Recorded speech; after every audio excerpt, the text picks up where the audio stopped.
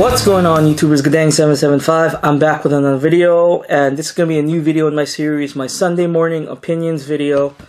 And I want to give some opinions on the rumors of the Nintendo NX, especially the new leaks of the sketches that came out. And I also want to talk about the Xbox One S and how it relates to those leaks from the Nintendo NX. Yes, this will kind of tie some theories and give credence to some of my theories in my other videos. I'm probably also gonna talk about anime revisit. Okay, anime you should be watching that you probably haven't watched in a while. So I'm gonna point you in that direction because I've been enjoying that anime recently, and so I want to hopefully give you folks something old but new to watch. But first off, I want to talk about the Nintendo NX rumors. Okay, Nintendo NX. Supposedly some sketches have been revealed from the Nintendo NX, and we were all waiting for some kind of Nintendo NX announcement, and that was an epic fail. I mean, the rumors that were there, again, they were just rumors, did not come to fruition, and I think this is bad marketing by Nintendo, by the way. I mean, we know the Nintendo NX is coming in March, but not releasing info about it. It's probably going to push people to buying PS4 Pros and Xbox One S's because there's no info on it. I mean, people want to know what it is. I mean, sure, there's all this unofficial info, but until Nintendo actually confirms the thing, I don't think people are gonna, be willingly putting their money down into something that they don't know about. There's no information about it that has been confirmed. But if these leaks are anything to be taken with a grain of salt, so let's take a look at this leaks. And this is supposedly a Foxconn employee. Take a look at these new sketches. Okay, and I saw this article in Google, and there's one particular part in Google that lends some credence to my random and baseless speculation video about the Xbox Scorpio. Okay, you're thinking, how does this tie into the Xbox Scorpio? Well, there's one thing that caught my eye in this Nintendo NX leak video, and a mention about a performance module. Okay, that's going to be the Nintendo NX dock. See, like the Nintendo NX is going to be something similar to this Shield tablet that I have here. Going to have a 6-inch screen, 720p display, and that is going to be able to play games like how your 3DS does, and it does it in, 720p is technically HD, so it's going to look pretty almost as good as the PS Vita, or just as good as the PS Vita looks right now. And it's going to be able to do, play your games and whatnot. But now, when you bring it home, it has a performance module. Okay, this performance module it's a dock, and it contained in that dock, it has its CPU and GPU in that dock. Okay, that's a big deal. Okay, see, technology, and when you plug your Nintendo NX into a dock like that, it bumps the specs of the Nintendo NX to 1080p and putting it pretty much on the same level as the PlayStation 4 and Xbox One. So, how does that lend credence to my last few videos on a random baseless speculation on the Scorpio? Well, I mentioned that the Scorpio was probably going to have a bolt-on GPU unit, okay? And a performance module or performance bolt-on GPU unit that you could connect to the Scorpio that'll boost it another 2 to 3 teraflops. Similar how the Razer Stealth Blades laptops have those bolt-on GPUs. And this total lends credence to it because look at the Nintendo NX dock. If it can boost 720p to 1080p, and that 720p screen, it's probably not going to be that powerful. The little internal processor within that 720p mobile unit, it's going to be on par with a tablet, maybe not as powerful. I don't think it's going to be powerful as a Shield tablet, but I know it's going to be more. It should be more powerful than what the 3DS does now. But when you plug it in to the performance module or its dock, it boosts that power significantly. And I'm thinking the bolt-on GPU of the Xbox Scorpio that they're probably going to release, okay, to counter the PlayStation 5 in 2018 if they do release it. Again, these are just rumors. Okay, I wanted to touch up on this because the performance module on the Nintendo NX really does sound like a bolt-on GPU unit to me. I mean, you just connect it, it's powered, boom, it's bolt-on. Bolt-on power, I mean, you can take that power with you anywhere. Take it to your hotel room, take it anywhere with you. So, I'm kind of excited about that, okay? If Nintendo has this technology, what's to say Microsoft won't have it by the time the PlayStation 5 comes out, to keep them relevant, to help them compete with the PlayStation 5. And if this bolt-on GPU unit is like $199, I think it'll sell well.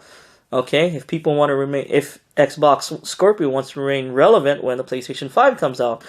And I am an Xbox fanboy, I admit that.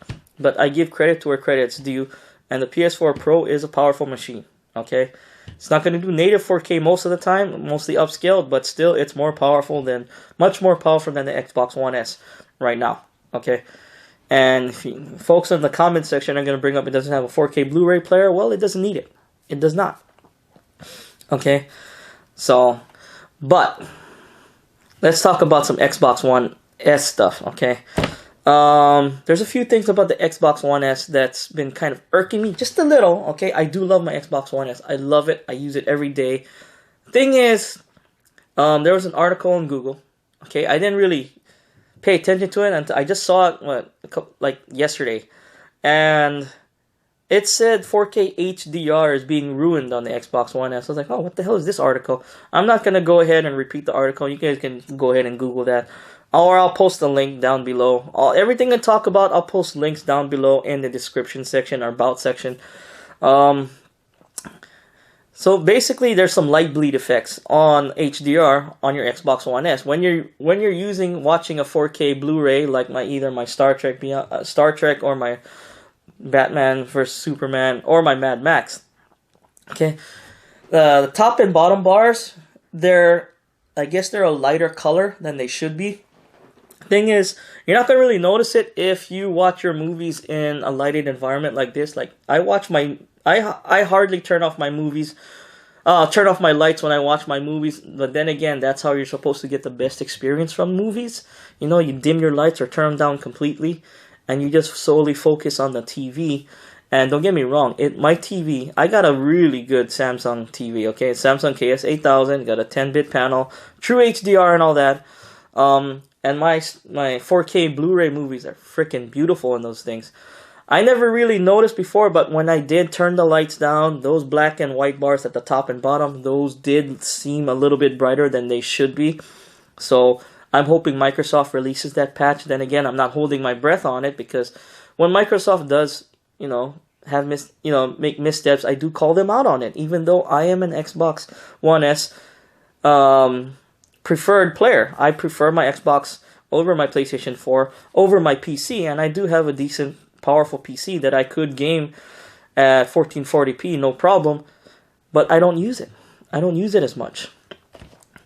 And another thing about the Xbox One S, okay, I got someone mention in the comments that I had mentioned in my do not buy a PS4 Slim, buy an Xbox One S video. I totally stand by that video, by the way. If you're gonna buy a console, okay, if you really want the games on the PlayStation 4 and you don't want to fork out the price for a PlayStation 4 Pro, by all means get a PlayStation 4, but avoid the PlayStation 4 Slim unless you really want it for its form factor, because you're not getting anything special out of the PS4 Slim.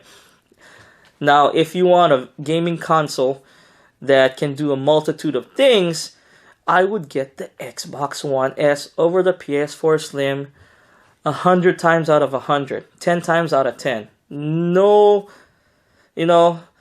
there's no comparison. The Xbox One S has so much more features than the PS4 Slim, and it doesn't make sense to get a PS4 Slim over an Xbox One S. That's just my theory. That's my not my theory, my opinion. There's folks out there probably going to disagree with it. And they mentioned 4K sound, 4K pass-through. And they're right. The Xbox One S does not offer true 4K sound. It doesn't have Dolby Atmos. Doesn't have any type of THX certified sound. It does need 4K pass-through. I found this out the hard way a few weeks back when I tried to hook up my buddy's Xbox One S to his Sony receiver for his, home theater surround sound system. And it could not get 4K pass-through through the receiver. Xbox One S wouldn't let it do it. So I'm hoping that they release a patch. Okay, I'll leave a link down below to the Xbox Live forums to where they can enable some kind of Dolby Atmos. You can vote on it. The thing is about these Microsoft patches, people should be voting on it. The more votes, it gets Microsoft's attention. So if the more people vote on it, they could have Dolby Atmos on the PlayStation, on the Xbox One S, or some type of similar sound that compares to the Dolby Atmos on there. Okay, and if more people vote on it, the more likely it'll become a reality. So I'm hoping that leaving the link down there below will get more of you folks voting on it, so we can have the beautiful 4K HDR picture match the 4K with 4K sound. Okay, so that's just me. Okay, 95% of people are not gonna hear the difference between a normal. You know, a lot of people use their optical cable. They hook up their surround sounds, but I would probably go through 4K pass through, like, you know, on a receiver. I'm probably gonna get a 4K receiver soon. Okay, with my with a sound system to match my 4K sound. I'm just hoping the update is released by then. Okay, I'm just hoping they do. And as for streaming, that'll be starting this week. First 2 days, Monday, Tuesday, I'll be streaming Technomancer. Okay, and this is sort of like Mass Effect / Knights of the Old Republic type choice games. This is an RPG based on Mars. Okay, and I'll also be playing through on Wednesday and Thursday Deus Ex. Okay, I have this installed, but I haven't even played it yet. I really want to play this game. And I'll be streaming 2 hours a day from around 8:30 a.m. to about 10:30 a.m. And those pretty much be in the morning. Okay, Central Texas time. I'll be streaming these games, and I'll be playing these games until I'm finished. Once I'm done streaming, once I'm done finished with these games, then I'll go ahead and stream something else. But yeah, Monday and Tuesday for Technomancer, and Wednesday and Thursday will be for Deus Ex. And I want to go ahead and do an anime revisit, or I've been catching up on some Hunter x Hunter. I've watched Hunter x Hunter through a couple times, but it's been a while since I watched it because it came out a while ago. But my friend of mine has been watching it recently and been asking me questions about it. It's like, oh yeah, I should go rewatch that series.